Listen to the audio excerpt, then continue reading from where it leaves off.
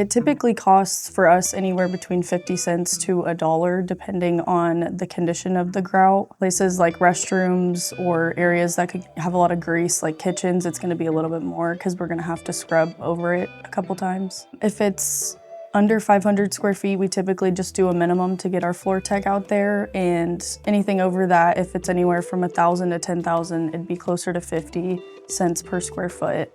If it's over that, we can go down a little bit more. Under that, we can go up kind of closer to 80. For high traffic areas and restrooms, we would recommend quarterly. It just kind of depends on the traffic of the facility, but all other areas once or twice a year, just to keep the floor maintained. The more frequently we're cleaning the grout, it'll be less money per time because it's just gonna be more maintained. If it hasn't been cleaned in years, it's gonna be a little bit pricier because we're just gonna have to go over it a couple times.